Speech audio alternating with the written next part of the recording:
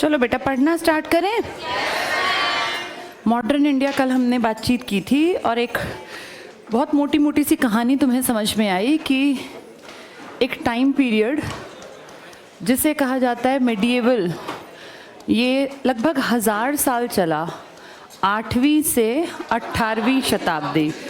712 से लेके अगर देखें तो 1757 नहीं 1757 इसलिए क्योंकि पहली लड़ाई 1757 में थी ना। वो कौन सी लड़ाई बताई थी मैंने? प्लासी। हाँ, वैसे तुम देखो तो 1857। इस टाइम पे आपके देश में BEIC हावी हो गई थी। कौन सी लड़ाई के बाद से? प्लासी के युद्ध के बाद से। यहाँ से यहाँ तक BEIC ने राज किया। कितने साल? 100 साल। बेटा 17 से 18 100 होता है, 200 नहीं। और इसके बाद फिर 90 साल 1947 तक BEIC का राज ले लिया महारानी ब्रिटेन ने, जो खुद तो नहीं आई लेकिन यहाँ पर वायसराय। वायसराय कौन सी भाषा का शब्द है? फ्रेंच, जिसका मतलब होता है इन प्लेस ऑफ किंग। तो महारानी महाराजा की जगह 90 साल भारत पे वायसराय का राज रहा। इस हिसाब से देखें तो हम 200 साल कहते हैं, 190 क्या कहना राउंड फिगर में, तो हम कह देते हैं कि अंग्रेजों ने हमारे भारत के ऊपर कितने साल राज किया? 200।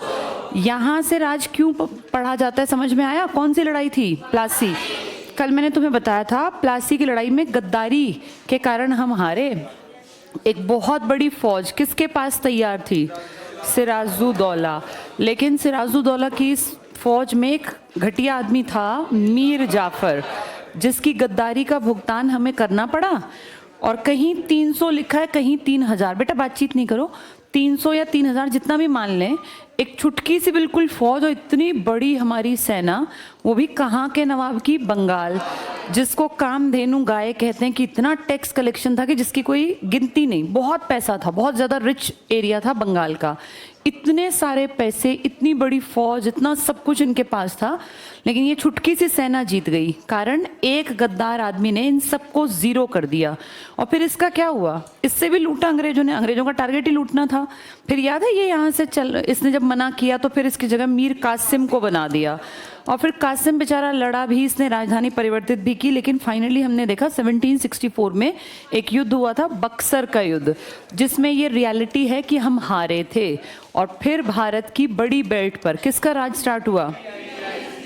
कल मैंने तुम्हें कहानी सुनाई थी 1757 प्लासी, 1764 बक्सर, और फिर बताया था कि इसके कुछ साल बाद 1767 में अंग्रेज़ों ने अपनी दृष्टि नीचे की कि भैया नीचे कौन सा हिस्सा हमारा इंडिया का हम हड़प सकते हैं।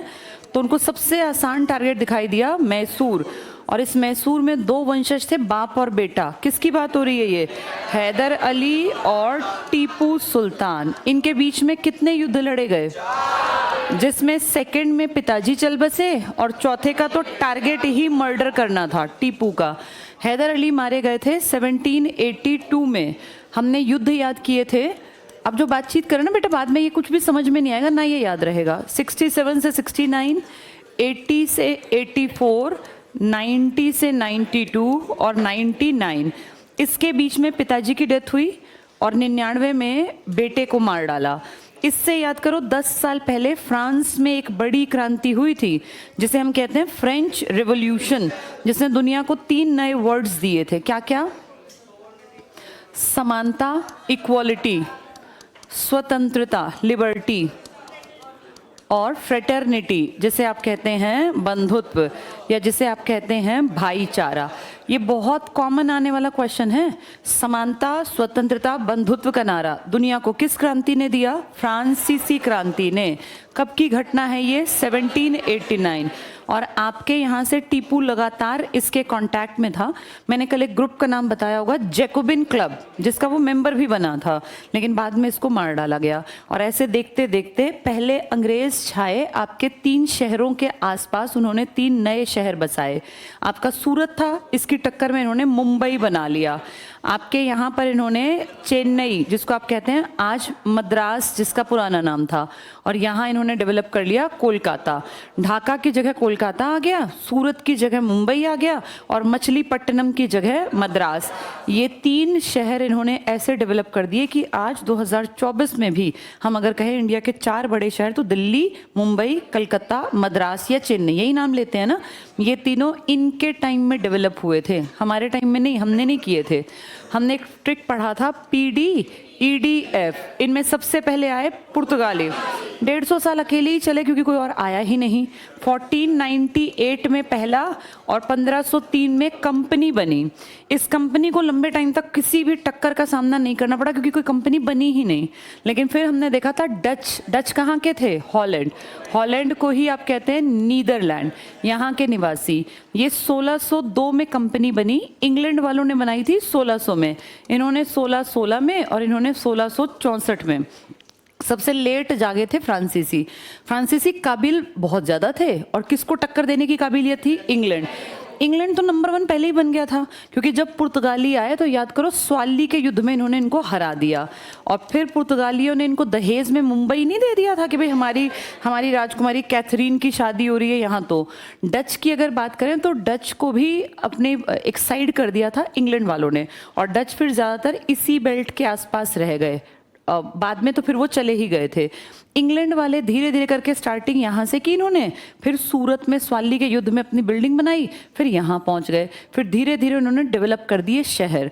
ये जो डेनमार्क वाले हैं, जिनको आप डेनिश कहते हैं, ये तो स्टार्टिंग में देख के कलेश छोड़ के अपना काम धाम पैसे लेके चलते बने।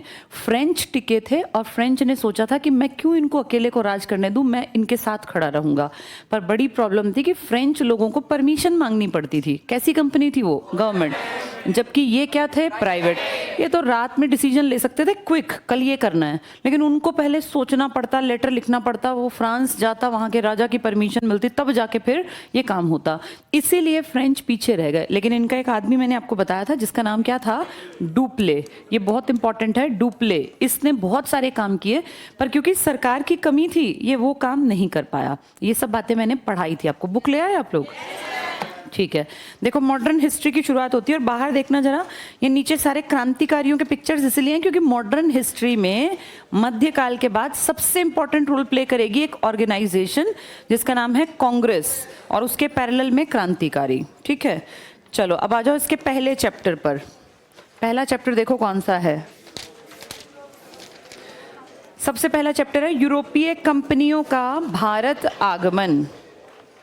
क्या ट्रिक है यूरोपीय कंपनियों को याद करने का? PD, EDF। ये सबसे ऊपर लिख लो ताकि तुम्हें याद रहे। PD, EDF, यहीं ऊपर लिख लो। PD, EDF। P मतलब पुर्तगाली, पहला D मतलब डच, E इंग्लैंड, अगला D डेनिश, डेनमार्क के लोग, और F मतलब फ्रेंच। ज्यादा ताकतवर इनमें से 3 हैं, पुर्तगाली, इंग्लैंड और फ्रेंच। पुर्तगाली अकेले 150 साल पानी पर राज कर गए। कौन सी नीति कहलाती है वो? उसे कहते हैं ब्लू वाटर पॉलिसी। पेपर में आ जाएगा। ब्लू वाटर पॉलिसी किसकी थी? पुर्तगालियों की। कौन से ओशियन पे इनका राज था? Indian ocean. इंडियन ओशियन के ये स्वामी कहलाते थे, और इसी को हिंदी में कहते हैं शांत जल की नीति। शांत, हाँ बेटा, क्या ये एग्जैक्टली सन तो नहीं है बेटा कहीं मेंशन, लेकिन जब इन्होंने 1535 के आसपास गोवा की पट्टी पूरी अपने अधिकार में कर ली ना, उसके बाद से ये धीरे धीरे इस पॉलिसी को यूज करते चले गए। लिखित में नहीं है कि किस सन में लगी, लेकिन 35 के बाद इन्होंने गोवा तक का अधिकार अपना बना लिया। आज भी वहाँ पोर्ट जो ये है ना गोवा के आसपास और दमन दीव के पास, अगर कभी आप घूमने जाएंगे तो दीव नाम की एक जगह है, यहाँ एक किला फेमस है। किला तो क्या है, वो एक तरह से ट्रेड सेंटर था। आज भी वो एज इट इज खड़ा हुआ है, और तुम विश्वास नहीं करोगे, जैसे पानी कहते हैं ना बिल्डिंग को खत्म कर देता है। इस किले के तीन तरफ पानी लगातार, अरेबियन सी, अरब सागर का कितना कड़वा, कैसा खारा पानी, क्योंकि नमक का पानी होता है इसमें सीज वगैरह में, ये सारा खारा पानी इसकी बिल्डिंग को लगातार टच करता है। ये आके एकदम से ना सारी लहरें इसको टकराती हैं, पर ये एज इट इज खड़ा हुआ है, ये पूरा सेंटर, इसकी कोई भी नींव नहीं हिली। अगर कभी आप घूमने जाएंगे तो आप देखेंगे किस तरीके से, कितना मजबूती से बनाया गया होगा। किसी घर में अगर पानी ऊपर से रिसने लगे तो उसकी दीवारें खराब हो जाती हैं एक एक बूंद बारिश के महीने में। इसको 24 घंटे पानी टच करता है और तेज हिलोरें आती हैं। सिर्फ एक तरफ इसका गेट है जहां से जनता की एंट्री है, बाकी सब पानी। आप ऊपर जाएंगे तो आप देखेंगे यहाँ छत पर, क्योंकि कई स्टोरे बनते थे, हर तरफ ना यहाँ तोप खड़ी हुई हैं। अब तो खैर वो चलती नहीं है, लेकिन वो तोप एज इट इज हैं। तो ये क्यों खड़ी की गई होंगी कि अगर कोई व्यापार में बाधा डाले, क्योंकि इसका यूज करते होंगे, ये भर के जहाज ला के यहाँ उतारते होंगे सामान, फिर यहाँ से इंडिया के अंदर घूमता होगा सामान। तो यहाँ तोप लगाने का औचित्य क्या था, जब कभी कोई इनके व्यापार में बाधा डाले और इसके आसपास अरब सागर में आए, एंट्री करे, तो उन तोप का इस्तेमाल करते होंगे। ऐसा तो नहीं कि अब ले जाके रख दी, वो तो उस जमाने की है ना। तो आप चारों डायरेक्शंस में देखें, कम से कम यहाँ 20-30 तोप ऊपर लगी हुई हैं। उसका टारगेट यही था कि कोई भी आए। ये शांत जल की नीति एक दिन में थोड़ी ना बन गई, ये डर बिठाया गया होगा कि कोई भी यहाँ आएगा तो उसको ये लोग मार डालेंगे। और इसी का आज एग्जाम्पल खड़ा है यहाँ पर। यहाँ ना इस तरह के रैंप बनाए गए हैं। उस जमाने में रैंप समझते हो ना, जिसपे चीजें आसान होता है उतारना चढ़ाना। तो क्योंकि व्यापार टारगेट था तो इस पर रैंप बने हुए हैं। उन रैंप्स पे वो लोग अपने इस तरह का सिस्टम बना रखा होगा कि उस पर लादते होंगे, फिर उसको ऊपर तक ले जाते होंगे। इसके ही पास बिल्कुल यहीं पर एक बड़ा सा वॉच टावर है। उस जमाने में वॉच टावर का इस्तेमाल करते होंगे, तो ऊपर चढ़ के देखते होंगे आसपास कहीं कोई डायरेक्शन में कोई युद्ध जो ये होते हैं ना पोत वगैरह, बड़े बड़े शिप्स, ये तो नहीं आ रहे हैं। और शायद इस वॉच टावर में अगर गड़बड़ दिखती होगी तो फिर इनको एक्टिवेट कर देते होंगे। तो उस टाइम पे इतना प्लान्ड तरीके से काम करना, ये कब की घटनाएं हैं, जब तुम्हारे यहाँ पानीपत का युद्ध हो रहा था और तुम तलवारें ले लेके लड़ते थे, तब ये तोप और ये सब रखते थे कि भैया कोई आए तो हम मार दें। एडवांस थे, तभी तो राज कर गए। चलो यहाँ लिख लो PDEDF। अब सबसे पहले इस पे आ जाओ टॉपिक पर। यूरोपीय वाणिज्यिक कंपनियों का भारत आगमन, arrival of European commercial companies. इनको कमर्शियल क्यों कह रहे हैं, क्योंकि इनका टारगेट था व्यापार करना। व्यापार का टारगेट सिर्फ एक होता है, क्या? प्रॉफिट। कोई व्यापार नुकसान के लिए करता है क्या? नहीं ना। इसका मतलब ये प्रॉफिट मेकिंग कंपनीज थी। ये इन देशों में यहाँ से पैसा खींच के ले जाती। स्टार्टिंग की थी इन्होंने। बेटा ये बीच में बातचीत कौन करता रहता है? क्लास से बाहर करना पड़ेगा जो बातचीत कर रहा है। स्टार्टिंग हुई थी पैसा कमाने का टारगेट लेके, लेकिन फिर भारत की राजनीति क्योंकि कमजोर थी, आपके यहाँ काबिल लोग नहीं थे, फिर इन्होंने राजनीति में भी एंट्री कर दी। स्टार्टिंग राजनीति से नहीं थी, स्टार्टिंग थी प्रॉफिट मेकिंग बिजनेस, कि भैया बिजनेस करेंगे, यहाँ से माल कमाएंगे, और वो भी लूट के नहीं, व्यापार करके। चलो पढ़ो पहला पुर्तगाली। 1498 में पुर्तगाली नाविक था वास्को डी गामा। आज भी तुम्हारे गोवा में रेलवे स्टेशन का नाम क्या रखा गया है? अगर कभी आप गोवा घूमने जाओगे ना, तो ट्रेन जहाँ ठहरती है, जो मेन स्टेशन है गोवा का, वहाँ एंट्री पर ऐसे गोल सा, जैसे कहीं देखे ऐसे गोल गेट हो जाते हैं ऐसे, इस पे, और इस पे लिखा हुआ है Vasco D gamma railway station. तो वास्को डी गामा गोवा पहचान है इनकी। आया नहीं था गोवा, आया था वो केरल में सबसे पहले, केरल के कालीकट के तट पर। लेकिन वहाँ आके उसने सिर्फ थोड़ा बहुत कामकाज किया। एक होता है ना सेंटर, कि भाई मैं यहाँ से काम करूँगा, वो इन्होंने गोवा बनाया था। तो वास्को डी गामा का स्टेशन का नाम इसलिए रखा क्योंकि उसके कारण इनके पैर जमे थे इंडिया में। चलो ये टिक कर लो। तो 1498 पुर्तगाली था वास्को डी गामा। आगे पढ़ो। इसने भारत की खोज की। क्या पहले इससे भारत था नहीं या था? इसने रूट खोजा था, इसने सी रूट खोजा। यहाँ लिख लो सी रूट। इसने भारत नहीं खोजा, इसने अपने व्यापार के लिए। और सी रूट क्यों खोजा? ये पहले लैंड एरिया से आते थे, फिर क्या दिक्कत हो गई? इस्लाम और ईसाई लड़े, तो इस्लाम वालों ने किस पे कब्जा कर लिया? अरब पर, अरब कंट्रीज। उन्होंने कहा तुम्हारा सामान हम यहाँ से जाने नहीं देंगे, तो उन्होंने कहा ठीक है हम दूसरा समुद्र का रास्ता बनाएंगे। तब खोजा था बेटा ये। तो ये टिक कर लो। भारत की खोज की, यहाँ लिख लेना समुद्री मार्ग, सी रूट की। वो कालीकट केरल के समुद्र तट पर उतरा, तो सीधे गोवा दादर नागर हवेली आया या कालीकट आया? कालीकट आया। और पता है इसको कौन लेकर आया? ये इसको ना कुछ नहीं पता था। ये तो अपना आके अफ्रीका के यहाँ से जब इसकी नाव निकली आगे, तो इसको रास्ते का नहीं पता था। फिर रास्ते में इसको एक गुजराती मिल गया, उस गुजराती से इसकी बातचीत हुई और इसने कहा भाई मुझे ऐसे ऐसे मैं इंडिया की खोज कर रहा हूँ। तो उस गुजराती ने कहा चलो मुझे रास्ता पता है, मैं इंडिया ही जाऊँगा। वो इसको यहाँ तक लाया और फिर उसने इसको कहा आप इधर निकल जाओ, मुझे तो ऊपर जाना है। तो एक गुजराती की मदद से वास्को डी गामा भारत के कालीकट के तट पर पहुंचा था, केरला। अदरवाइज इसको रूट नहीं पता था। पढ़ के देखो अगला। वास्को डी गामा का कालीकट के शासक जेमुरिन ने स्वागत किया। इसको टिक कर लो। पूछ लेंगे जब वास्को डी गामा भारत आया तो कालीकट का शासक कौन था? जेमुरिन। ये जेमुरिन, क्योंकि हम तो अतिथि देवो भव वाले देश के लोग हैं, हमने कभी नहीं सोचा ये लूटेंगे या ये ऐसे करेंगे। हमने इसका स्वागत किया कि ठीक है विदेशी आ जा। जेमुरिन या जेमुरिन नाम था इसका। लेकिन पहले से व्यापार कर रहे अरबों ने इसका विरोध किया। टिक करो। विरोध किसने किया? अरब। अरबों को क्या दिक्कत हुई? क्योंकि उनका व्यापार में नया आदमी आ गया। वो तो इनको रोक के बैठ गए थे ना अपनी बेल्ट में कि खबरदार जो ईसाई हमारे इस्लाम वाले पार्ट पे आए, ये नए रूट से आ गया, तो अरब इसका विरोध कर रहे हैं।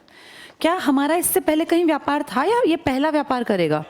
हम तो पुराने टाइम से व्यापार करते थे, हम आज से नहीं है। ये तो 1498 कह रहे हैं ना। आप लोग तो उस टाइम पर भी व्यापार करते थे जब हड़प्पा सभ्यता थी। कब की बात कर रहे हैं? ईसा पूर्व, जीसस क्राइस्ट के जन्म से भी हजारों साल पहले आपके चीजें यहाँ मिलती थी। अफ्रीका के आसपास, ईरान इराक के आसपास, मेसोपोटामिया की सभ्यता। तो हम कोई नए नहीं है कि हमें तो पता ही नहीं व्यापार क्या होता है। हम तो व्यापार बहुत पुराने टाइम से करते थे। चलो इसमें आगे पढ़ लो। तो पहले से व्यापार करे, अरबों ने विरोध किया। वास्को डी गामा के बाद दूसरा पुर्तगाली यात्री आया, इसका नाम टिक कर लो, पेड्रो अल्ब्रेज कैबाल। ये दूसरा है, पहला तो सब याद करते हैं, दूसरे का नाम क्या था? कैबाल। पेड्रो अल्ब्रेज कैबाल। ये 1502 साल बाद। नेक्स्ट टाइम टिक करना। नेक्स्ट पॉइंट, 1502 में वास्को डी गामा दोबारा भारत आया। तो वास्को डी गामा बार बार आके पहले उन्होंने देखा कि व्यापार करने लायक है देश या फालतू की बात है। तो वास्को डी गामा 2 बार आया। पहली बार कब आया? 1498, फिर 1502 में। आगे पढ़ो। पूर्वी जगत के काली मिर्च और मसालों के व्यापार पर एकाधिकार करने के उद्देश्य से, ये टिक कर लो, काली मिर्च और मसाले, इनको लगा अकेले हम अधिकारी हों, हम व्यापार करें। पुर्तगालियों ने 1503 में कोचीन, कोचीन केरला का पार्ट, कालीकट भी केरल और कोचीन भी अलग अलग हैं ये। जैसे हरियाणा में कोई सोनीपत कह दे और कोई कुरुक्षेत्र कह दे, है तो हरियाणा लेकिन अलग अलग। ऐसे केरल में पहुंचा कहाँ था? कालीकट। लेकिन काम देखो कहाँ किया। कोचीन में पहला दुर्ग बनाया। ये दुर्ग कोई रहने के लिए नहीं बनाया। दुर्ग क्या होता है? जैसे मान लो कोई आदमी सब्जी मंडी में अपना काम शुरू करे, तो सब्जी मंडी में काम कैसे शुरू करेगा? सब्जी मंडी में अगर बढ़िया काम करना है तो उसको एक दुकान लेनी पड़ेगी ना किराए पर। ऐसे इन्होंने व्यापार अच्छा करने के लिए किराए पर एक जगह ले ली, एक राजा से परमिशन लेके कि सर ये प्रॉपर्टी आपकी खाली पड़ी है, हम यहाँ अपना एक टेम्परेरी सा गोडाउन टाइप बना लें। तो वो सबसे पहला बना था इनका कोचीन में। ये टिक कर लो, कोचीन भारत में पहला दुर्ग, एक तरह से माल गोदाम था ये इनका पहला। फ्रांसिस्को डी अल्मोड़ा या अल्मीडा, टिक करो इसका नाम, ये सेकंड था जो आया, लेकिन पहला पुर्तगाली वायसराय के रूप में भारत आया। इसको डबल टिक कर लो। जैसे वास्को डी गामा यहाँ व्यापार करने आया था या रास्ता खोजते खोजते पहुंच गया था? रास्ता ना। कंपनी ने ये नहीं कहा कि तू व्यापार कर, दोबारा भी आया। ये आदमी कंपनी ने भेजा कि जाओ तुम देख के आओ वहाँ कैसे कामकाज होगा। तो ये टिक कर लो, ये एडमिनिस्ट्रेटिव वर्क करने आया, ये एक तरह से नौकरी करने आया। कौन आदमी? ये फ्रांसिस्को डी अल्मीडा, ये जॉब पर आया यहाँ। ये टिक कर लो, फ्रांसिस्को डी अल्मीडा, ये पहला पुर्तगाली वायसराय था। तो ये ड्यूटी करने आया। ये जो इससे पहले आया वो ड्यूटी करने आया या वो खोज करने पहुंचा था? वो तो घूम रहा था, यहाँ पहुंच गया, ये काम पे आया। अगला पढ़ना। 1503 में अल्फांसो डी अल्बुकर्क, ये बहुत बहुत इंपॉर्टेंट, अल्फांसो डी अल्बुकर्क, बाद में ये वायसराय बनेगा। ठीक है, पढ़ लो बस आगे। स्क्वाड्रन कमांडर के रूप में भारत आया और 1509 टिक करो में इसे भारत का वायसराय नियुक्त किया गया। अभी ऊपर वाला वायसराय कौन था? वो डी अल्मोड़ा। वो ध्यान से देखो 1505 से 9 तक था, फिर ये 9 में नया बना। कौन बना दूसरा? अल्बुकर्क। अब ये बात समझ में आ रही है? ये नौकरी पे आ रहे हैं। 2 लोग बताओ जो नौकरी पे आए हैं। पहला हाँ डी अल्मोड़ा या अल्मीडा और दूसरा अल्बुकर्क। इनसे पहले कौन रास्ता वास्ता खोज गया? Vasco D gamma. और एक ऊपर आया था देखो नाम, कैबाल, ये भी आया था, लेकिन ये ड्यूटी करने नहीं आया। ड्यूटी करने आए 2 लोग, एक पहला था डी अल्मीडा, ये अपना क्या नाम था इसका? डी अल्मीडा, और दूसरे का नाम था अल्बुकर्क। ठीक है, अल्बुकर्क। इसके बाद अगला पॉइंट पढ़ो, बीजापुर के शासक उस टाइम पे हमारे यहाँ बीजापुर के शासक थे, सिर्फ पढ़ लो, आदिल शाह यूसुफ से अंडरलाइन करो। 1510 में अल्बुकर्क ने, जो दूसरा ड्यूटी करने आया था, गोवा को छीन लिया। देखा कितने घटिया लोग थे, पहले आए तो नमस्ते करते हुए आए थे, किसने स्वागत किया था? जमोरिन ने। और अब आए हैं तो क्या किया, देख के यहाँ कि ये तो ज़्यादा मतलब थोड़े सिंपल टाइप के लोग हैं, फिर गोवा छीन लिया कि भागो यहाँ से, हमारा हिस्सा है। किसने की है ये हरकत? जो दूसरा ड्यूटी करने आया, अल्बुकर्क ने। ये टिक कर लो, अल्बुकर्क। इसने बीजापुर के राजा से गोवा छीन लिया। तो 1510 में गोवा छीना, फिर कब वापस किया जबरदस्ती से? हमने कब छीना? 1961 में। सोचो कितने साल ये आराम से वहां बैठे रहे, छीना हम ही से था। यहाँ लिख लो 1961 में वापस। 1510 की चीज हमें वापस लेने में 400 साल लग गए। 1961, 400 से भी ज्यादा। पढ़ो आगे, अल्बुकर्क ने गोवा छीन लिया, बस पढ़ लो, जो कालांतर में भारत में पुर्तगीज व्यापारिक केंद्रों की राजधानी बनाई गई। तो गोवा इन्होंने अपनी राजधानी बना ली आगे जाके। किससे छीना? हमारे बीजापुर के राजा से। पहला नौकरी करने कौन आया? ये अल्मीडा। दूसरा नौकरी करने अल्बुकर्क। अल्बुकर्क थोड़ा और तेज होगा, इसने कौन सा हिस्सा छीन लिया? गोवा। किससे छीना? हमारे आदिल शाह, बीजापुर के राजा से इसने प्रॉपर्टी छीनी। नेक्स्ट पढ़ना, पुर्तगालियों ने अपनी पहली व्यापारिक कोठी, अंडरलाइन करो, व्यापारिक कोठी मतलब एक तरह का गोडाउन टाइप ही, कोच्चि में स्थापित की। नेक्स्ट पढ़ लो, पुर्तगालियों ने 1534 में चटगांव और सतगांव में व्यापारिक फैक्ट्री खोलने की अनुमति बंगाल के शासक महमूद शाह, कितने चालाक हैं, पहले क्या मांगते हैं वहां जाके? अनुमति। पहले नीचे भी तो स्वागत करवाया, फिर क्या देखते हैं, बेवकूफ लोग हैं, फिर अटैक करके हिस्से छीनते हैं। नेक्स्ट पढ़ लो, पुर्तगाली कोंकण तट। कोंकण तट मतलब जहां आज भाषा है ना तुम्हारी, कौन सी भाषा? कोंकणी, तुम्हारी मानक भाषा है, यही वाला इलाका। ये टिक करो, कोंकण तट, यहाँ गोवा लिख लो, और मालाबार यहाँ केरल लिख लो। तो गोवा और केरल की पट्टी में ये ज्यादा आए। कोंकण तट और मालाबार से सर्वाधिक काली मिर्च का निर्यात करते थे। आज भी तुम अगर कभी केरला घूमने जाओगे ना, तो तुम्हें पता है क्या मिलेगा? देखो बोर्ड पर, ये जो पट्टी है ना, इसमें जैसे हमारे यहाँ एक फालतू की घास फूस नहीं लगी होती, बहुत लोग उसको कांग्रेसी घास कह देते हैं, बकवास सी ना, अपने आप ही कहीं भी उग जाती है, ऐसे यहाँ काली मिर्च उग जाती हैं। राह चलते चलोगे ना तुम देखोगे बहुत छोटी छोटी सी ना, बहुत बड़े नहीं होते, कोई पेड़ नहीं होता काली मिर्च का। हमारे यहाँ जैसे ये मान लो एग्जैक्टली उतना तो नहीं, जैसे जब पालक, अब गर्मी आएंगी ना तो पालक बहुत भारी भारी सा हो जाएगा, अभी पालक बहुत कच्चा सा है ना, थोड़ा भारी और बड़े बड़े पत्ते हो जाएंगे गर्मियाँ आते आते। तो उस टाइप की इतनी ऐसी फालतू सी की फसल होती है ये, जिसको बोलते हैं काली मिर्च। हमारे लिए वेस्टेज था, इनके लिए बहुत काम की चीज़ थी, तो हमें भी लालच आ गया कि जो हमारी वेस्टेज है उसके बदले हमें क्या दे के गया था ये? स्टार्टिंग में इन्होंने सोना दिया है हमें, और हम लालची थे ही सोने के कभी से ही, तो हमें लगा अरे इतनी फालतू की फसल के लिए सोना दे रहे हैं तो और ले जाओ और ले जाओ, इनका स्वागत करते रहे। तो कभी जमोरिन स्वागत कर रहा है, फिर आगे जाके किससे छीन लेंगे? बीजापुर से। तो उसी सीरीज में देखो आगे, काली मिर्च का निर्यात करते थे। आगे पढ़ लो, इसके अलावा मालाबार तट, मालाबार क्या बताया मैंने? केरल से अदरक, दालचीनी, दालचीनी इकट्ठे कर लो, ये कॉमन नहीं आएगा, दालचीनी, हल्दी, नील, चंदन आदि का भी निर्यात होता था। प्रसिद्ध जेसुइट संत फ्रांसिस के जेवियर, इसको टिक कर लो, ये संत था, सेंट, अपने धर्म को बढ़ाएगा। कौन से धर्म के लोग? ईसाई। ये यहाँ आएंगे, फिर यहाँ चर्च बनने स्टार्ट होंगे। तो आपके यहाँ स्टार्टिंग में चर्च किसने बनवाए? पुर्तगालियों ने। आगे जाके फिर ये अंग्रेजों तक, क्योंकि सारे क्रिश्चियन हैं, ये सारे जितने लोग आएंगे सब क्रिश्चियनिटी को फॉलो करते हैं। तो ये टिक कर लो, प्रसिद्ध संत आया था फ्रांसिस्को जेवियर, ये पुर्तगाली गवर्नर। अब तीसरा आदमी आ गया ड्यूटी पर, अल्फांसो डिसूजा। तुमने सबसे पहला ड्यूटी पर कौन देखा था? De Almeida. दूसरा अल्बुकर्क। डी अल्मीडा आया था 5 से 9, अल्बुकर्क और चालाक निकला, उसने क्या छीना? बीजापुर वाले से गोवा छीना। अब ये तीसरा है, ये राजधानी बना देगा। टिक करो, अल्फांसो डिसूजा के साथ भारत आया। तीसरे के साथ इनका एक, अपने धर्म को फैलाने के लिए इनके एक संत भी चले आए, जिनका नाम क्या है? फ्रांसिस के जेवियर। तुमने सुना है सेंट जेवियर कॉलेज होते हैं, सेंट जेवियर, तो इन्हीं के नाम पे तो है वो, सेंट जेवियर कॉलेज इन्हीं के नाम पे। टिक कर लो, संत मतलब सेंट और जेवियर, इंग्लिश में देखो लिखा भी है सेंट जेवियर। आज तक तुम्हारे स्कूल यहाँ पे कॉलेज चल रहे हैं, Saint Xavier school, Don Bosco school, college, ये इन्हीं के नाम पर है। तो बताओ पहला संत जो ईसाई धर्म का प्रचार करने आया वो कौन था? Saint Xavier. कौन से पुर्तगाली ड्यूटी वाले आदमी के साथ आया? वो तीसरे के साथ। पहला था अल्मीडा, दूसरा अल्बुकर्क और तीसरे का नाम क्या है? डिसूजा। डिसूजा, ये सरनेम नहीं सुना तुमने मूवीज में? डिसूजा, अल्फांसो डिसूजा, ऐसे नाम इन्हीं के तो थे ये। चलो आगे पढ़ो। पुर्तगालियों से के भारत आगमन से भारत में तंबाकू की खेती, देखा ये नशा करना यही सिखा गए। हम पहले तंबाकू नहीं यूज करते थे, ये सिखा गए। यहाँ तंबाकू वो पीट पीट के जो लोग अपना उसमें खाते पीते रहते हैं, ये टिक कर लो। तंबाकू की खेती सिखा गए, जहाज निर्माण भी सिखा गए बड़े लेवल पे, क्योंकि पुर्तगाल से चलेंगे तो जहाज नाव में नहीं चलेंगे, फिर जहाज चाहिए। और प्रिंटिंग प्रेस, ये एक पॉजिटिव चीज़ है। एक खराब चीज़ तो एक अच्छी चीज़, तंबाकू तो गंदी आदत थी, लेकिन एक अच्छी चीज़ हमें क्या सिखा गए? बताओ प्रिंटिंग प्रेस किसने बनाई थी? किसने? उसका नाम था गुटेनबर्ग ने। जिस आदमी ने बनाई थी ना, उसका नाम था गुटेनबर्ग। थोड़ा सा सुन लो, इससे पहले सारी किताब हाथ से लिखी जाती थी।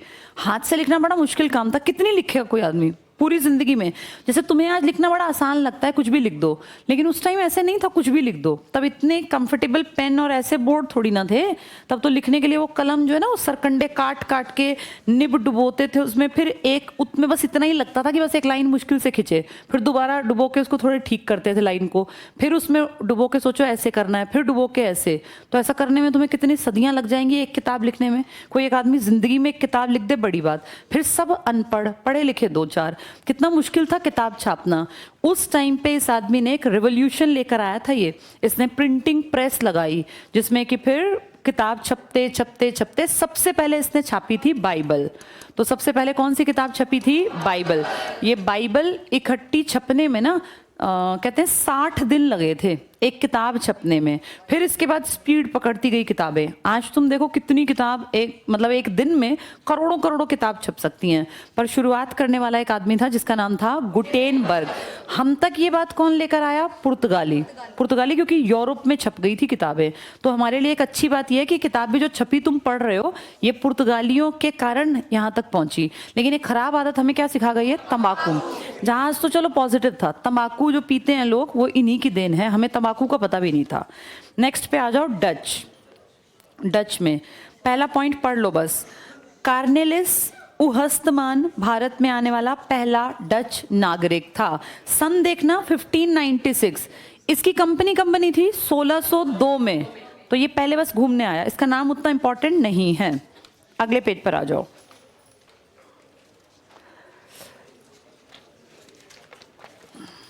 चलो इसमें देखो जरा,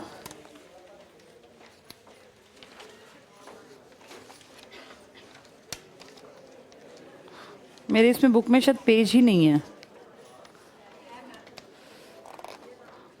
ये बिल्कुल ही नई है। फिर चलो 10वां पेज देखो जरा, इसमें टिक करो। पहला पढ़ लो बस, डच हॉलैंड, इसको टिक कर लो। निवासी डच कहलाते हैं, देश का नाम है हॉलैंड। फिर ये हॉलैंड अब आगे जाके क्या बन गया? नीदरलैंड। यहां लिख लो नीदरलैंड, अंडरलाइन करना। 1602 second line, Dutch east India company की स्थापना। एक बार ना इनको देखो जरा खड़े होकर, इनमें से जो बात करता दिखे उसको चलता कर दो, यहां से जो गड़बड़ करता दिखे ये टिक कर लो। डच ईस्ट इंडिया कंपनी की स्थापना। नेक्स्ट पॉइंट पढ़ो, मसूलीपट्टनम। इसको मछलीपट्टनम भी कहते हैं, मछलीपत्तनम भी कहते हैं। ये कहाँ की प्रॉपर्टी थी? आंध्र प्रदेश। लिख लो यहाँ एपी, तब तो आंध्र प्रदेश था ही नहीं। मछलीपट्टनम या मसूलीपट्टनम में पहला डच कारखाने की स्थापना 1605। ये इस तरफ क्यों आए आंध्र प्रदेश की तरफ डच वाले? क्योंकि इस बेल्ट पे कौन अधिकार बना के बैठा? पुर्तगाली। तो अगला इनके घर में आके इनसे क्यों लड़ेगा? उसने कहा मैं साइड में व्यापार कर लूंगा। फर्क कितना है? तुम शिप यहाँ लाओगे, मैं शिप यहाँ ले जाऊंगा, 2-4 दिन का ही तो फर्क है, कलेश तो नहीं होगा।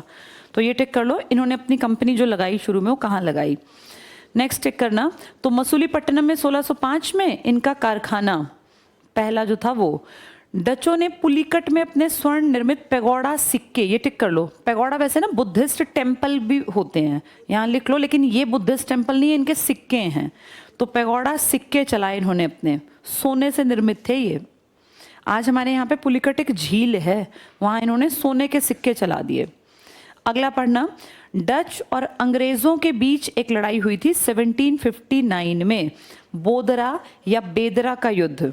भारत में अंग्रेजी नौसेना की सर्वश्रेष्ठता को सिद्ध करते हुए डचों को भारतीय व्यापार से अलग कर दिया। ये जो अंग्रेज है ना, इन्होंने धीरे धीरे धीरे अपनी जड़ें जमाई। देखो बोर्ड पर 1757 में वो लड़ाई जिसमें वो गद्दार आदमी था, कौन सी लड़ाई थी? प्लासी। इनकी हिम्मत बढ़ गई, कौन सी बेल्ट में? बंगाल के आसपास। अब ध्यान से देखना, 1759 में इन्होंने सोचा इंडियन से तो लड़ेंगे। अब ये PDE DF तो बाद की बातें हैं। इन्होंने सोचा ये पुर्तगाली तो चलो भैया अपने कंट्रोल में आ गए स्वाली में, इनकी भी अकल ठिकाने लगा दी जाए। तो इन्होंने 1759 में एक युद्ध लड़ा जिसका नाम है बेदरा, और इनको बेदर कर दिया, इनको दर से भगा दिया। बेदरा के युद्ध में डच बुरी तरह हारे और कौन जीते? फिर ये कंफर्म हो गया कि इंडिया में डच टिक नहीं पाएंगे, अगर टिकना है तो छुटपुट बस्तियों में इंग्लैंड राज करेगा। तो बेदरा की लड़ाई इंपॉर्टेंट लड़ाई है, टिक कर लो ये। बेदरा या बोदरा के युद्ध, इनको बेदर कर दिया डच को। अंग्रेजों ने अंग्रेजी नौसेना की सर्वश्रेष्ठता को सिद्ध करते हुए डचों को भारतीय व्यापार से अलग कर दिया। पुर्तगाली भी हारे और डच भी हारे। पुर्तगालियों वाली लड़ाई का नाम क्या था? स्वाली, और डचों वाली लड़ाई थी बेदरा। ये याद रखनी है, वहां पीछे लिख लो स्वाली, इसमें लिखा नहीं था, तुम लिख लो स्वाली का युद्ध 1612। जहां पुर्तगाल लिखा है वहां ऐड कर लो स्वाली का युद्ध 1612। स्वाली गांव का नाम था। स्वाली का युद्ध 1612 किन के बीच हुआ है ये? हाँ, British east India company versus दूसरा कौन था? पोर्टुगीज, पुर्तगाली। इसको अस्तादो द इंडिया इसका नाम रखा गया था, लेकिन छोड़ो तुम, बस पुर्तगाली लिख लो। इसमें कौन जीता फिर? ब्रिटिशर्स। तो इन्होंने पुर्तगालियों को पीछे कर दिया। और फिर इनकी लड़ाई कौन सी हो रही है? ये भी बेदरा। बेदरा में किसको दर बदर भगाया इन्होंने? एक तरफ BEIC था और एक तरफ डच, दोनों की लड़ाई हुई, ये हारे। तो बेदरा में इनको बेदर कर दिया 1759 में। चलो आगे पढ़ना। अंग्रेज अब आ गए सबसे ताकतवर लोग जो लंबे टिके बेदरा के बाद। अंग्रेज में पहला टिक करना जॉन मिल्डन हॉल, ये घूमने के लिए आया था इंडिया, टिक कर लो मिल्डन हॉल। ब्रिटिश यात्री थल मार्ग से 1599 में भारत आया। ये पानी के जहाज में नहीं आया, ये तुर्की वाले रास्ते से होता हुआ इंडिया आ गया। नेक्स्ट पढ़ लो। 1599 में इंग्लैंड में एक मर्चेंट एडवेंचर्स नामक दल ने अंग्रेजी ईस्ट इंडिया कंपनी, ये कंपनी बनी, टिक करना, इंग्लिश या ब्रिटिश ईस्ट इंडिया कंपनी, इसका दूसरा नाम भी पढ़ लो, the Governor and Company of Merchants of Trading into the East Indies, ये नाम था इस कंपनी का। इसकी स्थापना की दिसंबर 1599 में, इसलिए हम 1600 कह देते हैं। नेक्स्ट पॉइंट टिक करो। अपनी महारानी से इन्होंने परमिशन ली। दिसंबर 1600 में ब्रिटेन की महारानी एलिजाबेथ ने ईस्ट इंडिया कंपनी को पूर्व के साथ यानी हमारे साथ व्यापार करने के लिए 15 सालों का चार्टर दे दिया, अधिकार दे दिया। कितने साल तक व्यापार कर लो? 15। किससे परमिशन मांगी इन्होंने? महारानी ब्रिटेन, क्योंकि ये उस देश के व्यापारी थे, तो परमिशन के बिना नहीं आ सकते थे। अगला पॉइंट पढ़ लो। कंपनी का स्टार्टिंग का उद्देश्य था भूख भाग पर अधिकार करना न होकर व्यापार करना था। हमारी कमजोरी से ये यहाँ के राजा बने, नहीं तो ये राजा बनने थोड़ी ना आए थे। इनको क्या पता कि ये कमजोर है इंडियन, ये तो व्यापार करने आए थे। नेक्स्ट टिक करना। 1608 में इंग्लैंड का राजा था जेम्स फर्स्ट, इसको डबल टिक कर लो। जब ये हमसे परमिशन मांगने आए तो वहां राजा था जेम्स फर्स्ट। इसके दूत या मैसेंजर के रूप में कैप्टन हॉकिंस, बहुत बहुत इंपॉर्टेंट नाम है कैप्टन हॉकिंस। हॉकिंस के प्रेशर कुकर आते हैं, सुने? हाँ, तो हॉकिंस के जो प्रेशर कुकर हैं, ये आदमी सबसे पहले आपके देश में आया था, हॉकिंस। उस टाइम पर 1608 में किसका दरबार भरता था? जहांगीर का, क्योंकि कौन मर चुका था? अकबर, 1605 में। तो कैप्टन हॉकिंस इसके दरबार में आएगा और ये इससे इंप्रेस भी होगा और ये इसको कहेगा कि तुम ठीक है यहीं रह लो 2-4 साल। ये रहेगा यहाँ, लेकिन ये परमिशन नहीं ले पाएगा। फिर दूसरा आदमी आएगा जेम्स रो करके, वो परमिशन लेगा जहांगीर से, फिर लड़ेंगे ये और पुर्तगाली, फिर ये जीतेंगे। तो चलो ये टिक कर लो। कैप्टन हॉकिंस सूरत पहुंचा 1608 में। मुगल सम्राट जहांगीर से मिलने आगरा गया, क्योंकि आगरा इनका घर था ना। अकबर ने बहुत बड़ा किला नहीं बनवा रखा था आगरा में, तो वहीं ये जहांगीर तो वहीं रहता था ज्यादातर टाइम, तो टिक कर लो आगरा गया। नेक्स्ट पढ़ना, सम्राट जहांगीर ने हॉकिंस के व्यवहार से प्रसन्न होकर उसे आगरा में बसने की स्वीकृति दे दी और 400 सवार का मनसब और जागीर मतलब प्रॉपर्टी का मालिक बना दिया। इसने कहा ठीक है तुम बहुत बढ़िया मुझे लगे, यहीं रहो, आराम करो, जब तक मन करे यहाँ रहो, फिर चले जाना। तो इसको खूब सारा एरिया दे दिया कि तू इसका मनसब बेटा एक पोस्ट मान लो, एक रैंक मान लो। अंग्रेजों ने, पढ़ते चलो बस, टॉमस एलवर्ड के अधीन सूरत में पहली व्यापारिक कोठी की स्थापना की। ये टिक कर लो, सूरत में लिखो, अधूरी रह गई। यहाँ कलेश हो गया, किसके साथ इनका? पुर्तगालियों के साथ। पुर्तगालियों ने कहा भाई सूरत में कैसे आ गई, ये तो बेल्ट हमारी है। नेक्स्ट टिक करना, टॉम्स रो, ये इंपॉर्टेंट है, टॉम्स रो, इसको थॉमस रो भी कह देते हैं। ये परमिशन ले पाया था, जो पहला आया था ना उसने कोशिश खूब की लेकिन परमिशन नहीं मिली, वो प्रेशर कुकर वाले नाम को, कौन था वो? हॉकिंस। इसको परमिशन नहीं मिली, इम्प्रेस था इससे बहुत ज्यादा जहांगीर, लेकिन परमिशन नहीं। परमिशन किसको मिली? थॉमस रो या टॉम्स रो को, ये टिक कर लो। टॉमस या थॉमस रो ब्रिटेन के राजा जेम्स फर्स्ट के दूत के रूप में 1615 में सूरत पहुंचा और 1616 में टॉम्स रो अजमेर में जहांगीर, वो कहाँ आया था? आगरा में। ये कहाँ मिला? अजमेर में। ठीक है, तो ये हो गया मेन। इसके बाद डेन पे आ जाओ। डेन लोग तो बहुत थोड़े टाइम के लिए रुके थे और ये तो कलेश देख के बेचारे चले ही गए कि पकड़ो हम तो लड़ेंगे ही नहीं। पहला टिक कर लो, 1616 में इनकी कंपनी बनी थी, डेनमार्क की ईस्ट इंडिया कंपनी की स्थापना। ठीक है, सिर्फ पढ़ेंगे इसको। 1620 में इसने छोटा सा तमिलनाडु में और बंगाल में कोठियां बनाई अपनी, बहुत छोटी छोटी। अगला पॉइंट काम का है, भारत में यूरोपीय कंपनियों के आगमन की सीरीज टिक कर लो, PDEDF, यहाँ शॉर्ट में लिख भी लो दोबारा, PD, P Portuguese, D Dutch, E England, D Denmark और F फ्रेंच, PDEDF।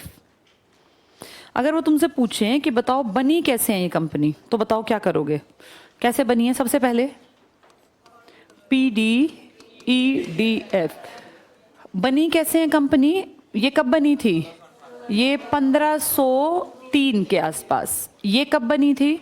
1602, ये 1600, ये 1616, 1664। अगर तुम्हें समझ में आता हो, दो को चेंज करना पड़ेगा। अगर वो पूछेंगे बनी कब है तो तुम कहोगे ये फर्स्ट बनी है, ये सेकंड, ये थर्ड, ये फोर्थ, ये फिफ्थ। तुम्हारे देश में आई इस तरीके से है लेकिन बनी इस तरीके से नहीं है, बनी है PEDDF। इन दोनों की प्लेस चेंज करनी है क्योंकि 1600 पहले आएगा और 1602 बाद में आएगा। वो तुम्हें पेपर में घुमाएंगे ऐसे, जानबूझ के कहेंगे भारत आने का क्रम बताओ, तो तुम्हें याद रखना PDEDF। लेकिन कहेगा कंपनियां बनने का क्रम बताओ, तो P, D और E को चेंज कर देना, PEDEF। आ गया समझ में? ये यहाँ लिख लो, ये बात जहां तुमने लिखा ना PDEDF, वहां लिखो बनने का क्रम, तो दो को इंटरचेंज कर दो, सेकंड को थर्ड पे, थर्ड को सेकंड पे ले आओ, बाकी सब सेम चलेगा। कंपनी बनने का क्रम तो PEDDF, क्योंकि वो 2 साल आप गायब नहीं कर सकते हैं। ठीक है, बनने का क्रम, कंपनी बनने का। हाँ बेटा, बेटा मैंने अभी क्या कहा, दिसंबर में हुआ था। फिर परमिशन लेने में ना, अब जैसे कंपनी बन गई, मान लो तुमने कुछ काम शुरू किया, तुम्हें अपने एरिया के DC से परमिशन लेनी पड़ेगी, तो उसमें टाइम लगेगा ना, एक दिन में थोड़ी परमिशन मिलती है, तो 1600 माना जाता है। वैसे बन गई थी दिसंबर 1599 में। ठीक है, चलो आगे टिक करना। भारत में पुर्तगाली सबसे पहले आए, थोड़ा गलत छाप दिया, लिखा 1948, लिखना क्या था? 1498। इसको ठीक कर लो, 1498 सबसे पहले पुर्तगाली आए और सबसे अंत में वापस गए। कब वापस गए ये? 1961। वो कौन था जिसने वो गोवा छीन लिया था बीजापुर के आदिल शाह से? 3 आदमी ऑन ड्यूटी हमें याद रखने हैं, कौन कौन? पहला अल्मीडा, दूसरा अल्बुकर्क और तीसरा डिसूजा, है ना। अल्बुकर्क ने छीना था, किससे छीना था? बीजापुर का राजा था आदिल शाह। एक क्या बुरी चीज हमें सिखा गए है, लेकिन बढ़िया चीज भी सिखा गए, प्रिंटिंग प्रेस और जहाज, बड़े जहाज। चलो इसके बाद पहुंचो, डेन समझ में आ गए ये।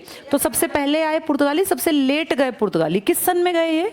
1961। आए कब थे? 1498 में। कंपनी बनी थी 1503 में, 5 साल बाद। चलो फ्रांसीसियों पे आ जाओ। फ्रांसीसी थोड़ी टक्कर के थे, किसकी बराबरी के थे ये? हाँ, लेकिन लेट आए ये बनी कब कंपनी? 1664। तुम खुद सोचो, एक आदमी ने काम करना शुरू किया बिजनेस 1600 में और एक ने 1664 में। 64 साल का एक्सपीरियंस तुम गायब थोड़ी ना कर दोगे। उसको तो हर चीज़ की खोज खबर है। ये नए आए हैं, उसके पैर जमे हुए हैं, वो तो सबको डील करके देख चुका। ये आए तब तक तो दुनिया बहुत अलग थी, इसलिए इनको थोड़ा नुकसान खाना पड़ा। वैसे ये काबिल बहुत ज़्यादा थे। टिक करना फ्रेंच में लुई 14। तुम जानते हो फ्रांसीसी राजाओं की एक सीरीज थी सारी, वो सारे अपने बेटों का नाम क्या रखते थे? हाँ, उसमें लुइस इंग्लिश में लिखते हैं, बोलते हैं लुई। उन सब के नाम थे लुइस। फिर पता कैसे चले? फर्स्ट से स्टार्ट कर दिया, Louis first, second, third, fourth, fifth. जब मरता उससे अगला फिर लुई बन जाता, तो बड़े बेटे का नाम लुई ही रखना होता था, बस नंबरिंग थी। तो लुइस जो तुम पढ़ रहे हो, कौन से नंबर का पढ़ रहे हो? ये 14th पढ़ रहे हो ना। ऐसे लुई 16th तक तुम्हें पढ़ना है, क्योंकि लुई 16th के टाइम में क्या हुई थी यहाँ? क्रांति।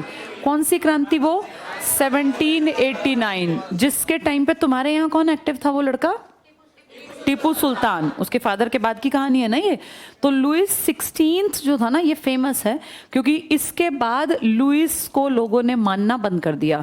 जो लुई परिवार था ये राज करते थे, जैसे हमारे यहाँ नहीं थे भाई, इसके मुगलों के लड़के थे तो कितने साल राज कर गए, ऐसे हमारे यहाँ गुप्तों के लड़के थे।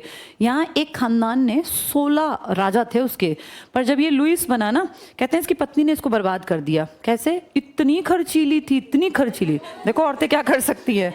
खानदानी 16 लोग जो राज कर गए, ये लिखा है एनसीईआरटी में, मैं नहीं बता रही, ऐसा लिखा हुआ है कि 16वां जो था लुइस, इसकी पत्नी इतनी एक्स्ट्रावेगेंट थी, इतना खर्चा करती थी कि इसके बेचारे के खर्चे ही नहीं पूरे हुए। और फिर इसके वहाँ पे गरीबी आते आते आते इतना बुरा हाल हो गया कि इसकी अगली सारी पीढ़ियाँ बर्बाद हो गई। तो इतनी खर्चीली औरत थी, पड़ोसी देश की थी वो लड़की, और उस पड़ोसी देश ने की लड़की ने एक तरह से बदला ही लिया कि जो हमारा पड़ोसी देश है इसको कैसे बर्बाद करना है। तो शादी ब्याह करवा के ऐसी खर्चीली लड़की इसके पल्ले बांध दी कि इस बेचारे की पूरी जिंदगी, ये सच बात है, लिखा है ये 10वीं क्लास की एनसीईआरटी में, वर्ल्ड हिस्ट्री में, कि इसने बर्बादी का एक बड़ा कारण बनी थी इसकी पत्नी। उसके बाद फिर इनके लुइस वुइस कोई नहीं बने, फिर तो यहाँ क्रांति हुई, फिर यहाँ संविधान पे काम हुआ, फिर यहाँ जैकोबिन क्लब आ गया। तो ये इनका परिवार जो था ना, ये रिच लोग थे बहुत, खानदानी रईस लोग, इनका खात्मा हो गया था। तो ये कंपनी बनी थी जब 14th था तब। ठीक कर लो, लुई 14th। इसका मंत्री था कोई कॉलबर्ट। इसने 1664 में फ्रेंच ईस्ट इंडिया कंपनी की स्थापना की। ये टिक कर लेना, 1664। कॉलबर्ट किसका आदमी है? लुई 14th का। इनकी क्रांति किसके टाइम में हुई है? लुई 16th के टाइम में। 16th के टाइम में बहुत चेंज हुआ, लोगों ने सब कुछ उखाड़ फेंका। अगले पेज पर आ जाओ। इसमें पहला पॉइंट पढ़ लो बस। फ्रांसिस कैरो, कैरो टिक कर लो, कैरो, इसके नेतृत्व में पढ़ेंगे बस। 1667 में एक अभियान दल भारत के लिए रवाना हुआ, जिसने सूरत में, डबल टिक करो सूरत। अब बताओ सूरत में कौन कंपनी पहले से खोलने की कोशिश में, मतलब किसने काम किया था? अंग्रेजों ने, याद है 1608 में। लेकिन वो काम तो अधूरा छुड़वा दिया था किन लोगों ने? पुर्तगालियों ने। फिर उन्होंने नीचे मछलीपट्टनम में अपना काम किया, पर फिर वो लड़े थे। कौन सी लड़ाई? स्वाली। तो सोचो उन्होंने लड़के सूरत में अपनी प्रॉपर्टी बना रखी है। अब उनकी प्रॉपर्टी के बीच में कौन आ गए? ये फ्रेंच। तो ये तो लड़ेंगे ही। तो ये पढ़ लो। सूरत में अपने पहले व्यापारिक कारखाने की स्थापना की। यहाँ इंपॉर्टेंट लिख लो, ऐसे पूछते हैं कि फ्रांसीसियों ने अपना पहला कारखाना कहाँ लगाया? तो सूरत में। अंग्रेजों ने कहाँ लगाने की कोशिश की थी? सूरत में, लेकिन लगने नहीं दिया था पुर्तगालियों ने। कहाँ लगाया था? मछलीपट्टनम में। पुर्तगालियों ने कहाँ लगाया था पहला कारखाना? पहला कहाँ पहुंचा, कहाँ था वो? कालीकट में। फिर लगाया कहाँ था? कोचीन में। फिर कब्जे में किया था गोवा। तो ऐसे सबके अलग अलग हैं। जो पुर्तगाली हैं वो गोवा और केरला के आसपास थे, जो डच हैं वो दूसरी साइड मछलीपट्टनम। अंग्रेजों की कोशिश थी सूरत में, लेकिन बना पाए थे मछलीपट्टनम में। और फ्रेंच कहाँ बना गए? सूरत में। तो अब इनकी लड़ाई होगी ही। नेक्स्ट टिक करो, पढ़ लो। अंग्रेजों और फ्रांसीसियों के बीच लड़े गए युद्ध को कर्नाटक युद्ध का नाम दिया गया है। इसको भी यहीं छोड़ो, कर्नाटक मैंने भी पढ़ाया नहीं है, इसको यहीं छोड़ो। अभी नीचे आ जाओ। कर्नाटक युद्ध पहले पढ़ाऊंगी तब मैं समझा दूंगी ना, फिर आसान दिखेंगे, ऐसे पढ़ना बड़ा मुश्किल होता है। नीचे आ जाओ अगले टॉपिक पर। यूरोपीय कंपनियों से संबद्ध व्यक्तित्व, कुछ फेमस पर्सनालिटीज। पहला टिक करो, वास्को डी गामा, भारत आने वाला पहला यूरोपीय यात्री, जो थल मार्ग से आया या जल मार्ग से? जल मार्ग से आने वाला पहला आदमी था ये। इससे पहले बहुत लोग आए थे। नेक्स्ट टिक करना, पेड्रो अल्वारेज कैब्राल, भारत आने वाला दूसरा पुर्तगाली। कैब्राल था ना, लेकिन ये ड्यूटी करने थोड़ी ना आया था, नौकरी करने कौन आए थे? वायसराय। कौन था पहला? अल्मीडा या अल्मोड़ा, अल्मोड़ा घूमने की जगह है ना, अल्मीडा। दूसरा था अल्बुकर्क, अल्बुकर्क चालाक था, उसने क्या छीन लिया, गोवा। और वो एक सेंट किसके साथ आया था, सेंट जेवियर किसके साथ, डिसूजा, जो तीसरा अपनी ड्यूटी पर था। ये टिक करो, कैब्राल दूसरा पुर्तगाली। फ्रांसिस्को डी अल्मेडा टिक करना, भारत का पहला पुर्तगीज गवर्नर। ये लिख लो ड्यूटी, ये रिस्पॉन्सिबिलिटी से काम करने आया, वो तो घूमने फिरने देखने आए थे। Francisco de Almeida. Job Charnock बहुत इंपॉर्टेंट, कलकत्ता का संस्थापक है। कलकत्ता शहर, मैंने आपको क्या बताया, 3 शहर इन 5 ने किसी किसी ने बसाए थे। कौन से 3 शहर, मुंबई, मद्रास जिसको आज आप चेन्नई कहते हैं, और कलकत्ता। इनके नाम भी आ जाते हैं बेटा। हमने ये शहर नहीं बसाए थे, हमने तो मुंबई से पहले कहाँ बसा रखा था, सूरत, और मद्रास से पहले हमारा मछलीपट्टनम था, और कलकत्ता से पहले हमारा ढाका फेमस था। इन्होंने लेकिन फिर नए नए शहर बसाए। तो ये टिक कर लो, जॉब चारनाक था कलकत्ता का संस्थापक। यहाँ इंपॉर्टेंट लिख लो, कलकत्ता बसाया था जॉब चारनाक ने। कैप्टन हॉकिंस टिक करना, पहला अंग्रेज दूत था जिसने जहांगीर से भेंट की। जहांगीर इससे इम्प्रेस्ड तो हुआ, लेकिन क्या जहांगीर ने इसको परमिशन दी थी, नहीं। कहाँ मिला था जहांगीर इससे, आगरा में। यहाँ लिख लो आगरा। इसको परमिशन नहीं मिली, हॉकिंस का प्रेशर कुकर, इसको परमिशन नहीं। परमिशन किसको मिली थी, वो क्या नाम था उसका, टॉमस या थॉमस रो, वो परमिशन ले पाया था। ये टिक कर लो। फ्रांसिस डे टिक करना, मद्रास का संस्थापक। यहाँ इंपॉर्टेंट लिख लो, कलकत्ता जॉब चारनाक, और फ्रांसिस डे ने क्या बसाया, मद्रास, मद्रास जिसको आज आप चेन्नई कहते हो। जॉन मिल्डन हॉल, भारत आने वाला पहला ब्रिटिश नागरिक था। मिल्डन हॉल, ये थल मार्ग से आया था। गेराल्ड अंगियार टिक कर लो, बंबई का संस्थापक था। तो तीनों शहर बस गए। जॉब चारनाक ने क्या बसाया, कलकत्ता, और बंबई किसने बसाया, अंगियार ने। ये टिक कर लो, अंगियार ने बंबई। और मद्रास किसने बसाया, डे ने, फ्रांसिस डे ने। मद्रास फ्रांसिस। फ्रांसीसी किस तरफ थे वैसे भी, फ्रांसीसी कहाँ रह गए थे लास्ट में, कहाँ से तुम्हें हिस्सा देके गए हैं फ्रांसीसी, पौंडीचेरी किससे छीना हमने, फ्रांसीसियों से ना। तो फ्रांसीसी चेन्नई, भाई डे चेन्नई, जिसको आज तुम चेन्नई कहते हो। ये देखो, ये तमिलनाडु मान लो, इसका जो चेन्नई है इसी से 200 किलोमीटर तो दूर पड़ता है, जिसको तुम क्या कहते हो, पौंडीचेरी, या जिसका अब नाम है पुदुचेरी। तो पुदुचेरी किसकी बस्ती हुआ करती थी, फ्रांसीसियों की, फ्रेंच की। तो उसी में से एक आदमी है, टिक कर लो। मद्रास का संस्थापक है फ्रांसिस डे, फ्रेंच है फ्रांसिस डे, इसने बसाया था। जॉन मिल्डन हॉल तो टिक कर ही लिया था हमने, शायद ऊपर आया था। अच्छा ये तो कर लिया ना, अंगियार बंबई का। इब्राहिम खान पढ़ लो, कलिकाता, ये कलकत्ता का पुराना नाम था। गोविंदपुर और सुतानती का जमींदार था, इसका जरूरत नहीं है। कैरॉन फ्रैंक पढ़ लो बस, भारत में पहली फ्रांसीसी फैक्ट्री की सूरत में इसने स्थापना की, सिर्फ पढ़ने हैं ये। फादर मॉन्सरेट टिक कर लो, अकबर के दरबार में पहुंचने वाला पहला शिष्टमंडल का अध्यक्ष। लेकिन अपने यहाँ पे जो काम किया था, सेंट, क्या नाम था उनका, सेंट जेवियर। किसके टाइम पे आए थे, पुर्तगालियों के टाइम। आपके यहाँ चर्च बनने स्टार्ट हो गए थे इसी कारण से तब। किस एरिया के आसपास, गोवा। आज भी आप गोवा जाएंगे तो आपको बहुत सारे छोटे बड़े ढेर चर्च मिलेंगे, कारण वहाँ यही लोग बस गए थे। नेक्स्ट पे आ जाओ, इसमें टिक करो, जॉन सुरमन दिया है, जॉन सुरमन। मुगल सम्राट फर्रुखसियर, ये फर्रुखसियर पता है कौन था, फर्रुखसियर 1 नंबर का नालायक आदमी था, और ये वंशज था किसका, मुगलों का। फर्रुखसियर ने पता है क्या गलती की, 1713 से 1719 के बीच में था, और ये कुछ नहीं कर पाया, अपना हमारा नुकसान किया इंडिया का, जबकि मुगल था। इसके टाइम पे जो सिखों के 10वें गुरु के बाद एक नेता थे ना, क्या नाम था उनका, बंदा बहादुर, बंदा बहादुर। तो ये बंदा बहादुर कौन थे, सिखों के 10 गुरु, 10वें गुरु कौन थे, गुरु गोविंद सिंह जी। उनकी डेथ के बाद ये नेता बन के उभरे थे।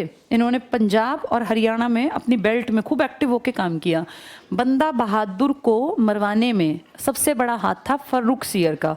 तो अपने लोगों को तो मरवा रहे हैं जो कि हमारे अपने इंडिया के हैं।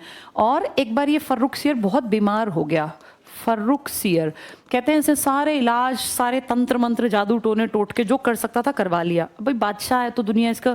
अभी कुछ दिन पहले तक तो औरंगजेब जिंदा था। औरंगजेब कब मरा है, 1707 में। तो सोचो उसके टाइम में कितने बढ़िया बढ़िया वैद्य होंगे, भरपूर पैसा था। एकदम थोड़ी ना लुटता है। जिनके बाप दादा कभी बहुत बहुत पैसे के मालिक रहे हो तो उनको गरीब होने में भी टाइम लगेगा। इतनी पुश्तैनी, इतना सब कुछ था। तो इसके पास जो बेस्ट उस टाइम के अवेलेबल डॉक्टर्स थे, इसने सबको दिखाया, ठीक नहीं हुआ। ये बीमार होता होता गया, इसको लगा बस अब अंत आ गया, स्वर्ग सिधारने का समय। बाय चांस एक अंग्रेज ने इसको कहा कि भैया हम तेरा इलाज कर देंगे और तुझे ठीक कर देंगे। उसने इसको, कोई बढ़िया अंग्रेज पढ़े लिखे थे, वो थोड़ा वैसी गोलियां जैसी आज आती हैं ऐसी तब भी खाते थे, उसने इसको 2-4 गोलियां दी, ये ठीक हो गया। ये ठीक हो गया, उसने सोचा मेरी तो जान इस अंग्रेज ने बचाई है, बड़ा खुश हुआ। और इसने अंग्रेजों को, इतना नालायक था, अपनी जान के बदले में भारत में फ्री ट्रेड की आज्ञा दे दी कि तुम लोग एक काम करो, मेरे बाप दादा परदादा को तो तुम टैक्स देते थे ना व्यापार के बदले, तुम मुफ्त में व्यापार कर लो। और मुफ्त व्यापार का मतलब था इस पूरी बेल्ट में और इस पूरी बेल्ट में जितना व्यापार होता था बदले में हमें पैसा मिलता था। व्यापार अंग्रेज करते थे, कमाई हमारी थी, लेकिन इसने कहा कि तुम्हें व्यापार के बदले कोई भी टैक्स नहीं देना। तो अंग्रेजों को टैक्स फ्री ट्रेड किस बेवकूफ आदमी ने करवा दिया? नुकसान हमें भुगतना पड़ा, लाखों रुपए जो कमाई थी वो हमारी जेब से जाएगी। अब ये तो मुफ्त का टैक्स बिना दिए अपना व्यापार करेंगे। तो ऐसे ऐसे लोग थे जिन्होंने छोटी मोटे लालच में या अपने कोई सुख देखते हुए और ढेरों रुपया इनकी जेब में वापस कर दिया कि तुम मत दो हमें टैक्स। तो ये टिक कर लो, फर्रुखसियर के बारे में हम बात कर रहे हैं। हम पहुंचे जॉन सुरमन। तो मुगल सम्राट फर्रुखसियर से विशेष व्यापारिक सुविधा प्राप्त करने वाले शिष्टमंडल का मुखिया। यहाँ लिख लो, फर्रुखसियर के ऊपर लिख लो, इसने कौन तो मरवाया अपने टाइम पर? बंदा बहादुर। उसको तो मरवा दिया जो हमारा खास आदमी था। बंदा बहादुर की मृत्यु और टैक्स फ्री ट्रेड, इन नालायकों का जो कि भारत को लूटने आए थे, इनका टैक्स फ्री ट्रेड कर दिया। तो जॉन सुरमन था, इसको सरमन भी लिख देते हैं। नेक्स्ट में टिक करना फ्रेंक। बेटा शिष्टमंडल मतलब डेलीगेट्स, जिसमें 8-10 लोग आते हैं बातचीत करने। जैसे G20 की बैठक हुई थी आपके देश में, याद है? कब हुई थी? पिछले साल सितंबर के स्टार्टिंग में। तो उसमें शिष्टमंडल आए थे। एक देश से एक आदमी अकेला नहीं आता, प्रेसिडेंट अकेला नहीं आता, उसके साथ 8-10 लोग और भी आते हैं। अगर आपको याद हो, बहुत बड़े बड़े भोज किए गए थे दिल्ली में ना, लुटियंस के जोन में। तो उसमें कभी अब तुम रील्स और इन सब में देख सकते हो, ऐसे जैसे टेबल पे बैठे हुए हैं सब लोग, तो उनके साइड में तुम देखना और पीछे भी लोग बैठे थे। तो एक कंट्री से एक आदमी नहीं आता, एक कंट्री से 8-10 लोगों का ग्रुप आता है पूरा। ऐसे लोगों के ग्रुप को हम बोलते हैं ये शिष्टमंडल है। शिष्टमंडल, इन्हीं को डेलीगेट्स कहा जाता है। Delegates, group of people, important लोग होते हैं ये। तो जैसे 8-10 लोग आए थे परमिशन लेने कि सर आप खुश थे हमसे, आप कह रहे थे कि हम तुम्हें परमिशन देंगे। तो उसने फिर इनको 2-4 दिन यहाँ रखा, फिर लिखत पढ़ा तो योर परमिशन मिल गई। तो उसका हेड कौन था? जॉन सरमन। नेक्स्ट टिक कर लो, फ्रेंको मार्टिन, पौंडीचेरी का पहला फ्रांसीसी गवर्नर। पौंडीचेरी पे लास्ट तक किसका राज था? फ्रांसीसियों का ना। यहाँ लिख लो 1954 में गए ये पौंडीचेरी को छोड़ के। 1954। तो पुदुचेरी पे फ्रांसीसियों की बस्ती थी, 54 में खाली की इन्होंने। 1954। चार्ल्स आयर टिक कर लो, फोर्ट विलियम, कलकत्ता का पहला प्रशासक। अंग्रेजों ने ना अपने एक तरह से गोडाउन बना दिए थे बड़े बड़े, तो उसमें एक गोडाउन इन्होंने बनाया था कलकत्ता में। इसको नाम क्या दिया? फोर्ट। फोर्ट मतलब क्या होता है? किला। उसका नाम क्या रखा? विलियम। जैसे विलियम और जेवियर, ये नाम तुम्हें ज्यादातर मिलेंगे सेंट के, उनके महात्माओं के। जैसे हमारे यहाँ नहीं थे संत रामदास, संत रामानंद, सुने ये नाम तुम लोगों ने? ऐसे ये इनके आदमी हैं। तो इन्होंने अपने बड़े बड़े लोगों के नाम पे अपने किले बना दिए। तो कलकत्ता के किले का नाम क्या रखा? क्या नाम रखा इसका? Fort William. विलियम के नाम पे, कोई सेंट था इनका, संत, उसके नाम पे। ये इंपॉर्टेंट है, फोर्ट विलियम, कलकत्ता का पहला प्रशासक। इंपॉर्टेंट लिख लो यहाँ। इनके एरिया का हेड था, ये नाम था इसका चार्ल्स आयर। महत्वपूर्ण तिथियों में टिक करो, 1498 वास्को डी गामा का भारत आगमन। 1500 टिक करो, पुर्तगीज यात्री कैब्राल भारत आया। 1502 टिक करो, वास्को डी गामा दोबारा भारत आया। 1510 टिक करो, गोवा पर पुर्तगालियों का अधिकार किससे छीना? बीजापुर के आदिल शाह से। लिख लो यहाँ, बीजापुर से। और छीनने वाला कौन था? वो दूसरा ड्यूटी करने जो आया था अपने, अल्बुकर्क। अल्बुकर्क ने छीना। लिखते चलना ये, अल्बुकर्क। अल्बुकर्क ने किससे छीना? हाँ, आदिल शाह, बीजापुर के राजा से। गोवा, आदिल शाह। आदिल शाह, पीछे नाम भी आया था बेटा, टिक मार्क किया था। 1530 टिक करो, कोचीन की जगह गोवा पुर्तगालियों की राजधानी बनी। क्या इन्होंने पहला फोर्ट अपना कालीकट में बनाया या कोचीन में? आदमी आया कहाँ था? कालीकट में। फोर्ट बनाया था कोचीन में और राजधानी बनाई बाद में गोवा। गोवा किससे छीन लिया? आदिल शाह से। किसने छीना? अल्बुकर्क ने। तो टिक कर लो, पुर्तगालियों की राजधानी। फिर गोवा इन्होंने 1961 तक अपने कब्जे में रखा, 1530 से 1961। यहाँ 1961 लिख लो, तब गए फिर ये, और गए क्या, मारपीट के भगाने पड़े। 1599 टिक करना, ब्रिटिश ईस्ट इंडिया कंपनी की स्थापना तो हो गई, पर महारानी से परमिशन लेते लेते क्या आ गया था, 1600, क्योंकि दिसंबर की घटना है। 1602 टिक करो, डच ईस्ट इंडिया कंपनी की स्थापना। बनने की सीरीज क्या थी इनकी, बनने की हमें एक याद है, PDEDF, लेकिन बनते टाइम क्या है, पहले ये आएगा PEDDF।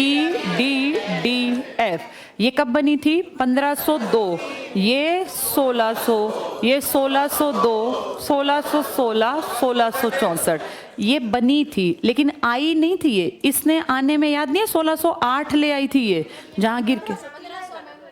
बेटा ये दिसंबर, अच्छा ये ठीक है ठीक है। एक्चुअली क्या होता है, कोई कंपनी एकदम से नहीं बनती, जैसे पहले कागजात तैयार होते हैं, 10 जगह उनके ऊपर परमिशन लेनी पड़ती है, तो इसीलिए इनमें चेंज मिल जाता है। थोड़ा सा सुन लो वरना फिर कंफ्यूजन रहेगा।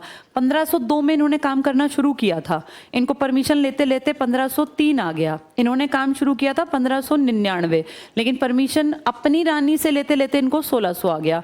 ये बनने का क्रम और आने का क्रम अलग अलग है। जैसा क्वेश्चन हो वैसा आंसर टिक करा ना, कहीं वहां सारे में PDEDF टिक कर दो। PDEDF कब आएगा, आने का या बनने का क्रम, और बनने के क्रम में सेकंड और थर्ड को आगे पीछे कर देना, ठीक है। और 2-4 महीने ऊपर नीचे हमेशा काम में समय लगता है। 1599 में काम स्टार्ट हुआ, लेकिन प्रॉपर काम हुआ था, परमिशन मिल गई 1600 में।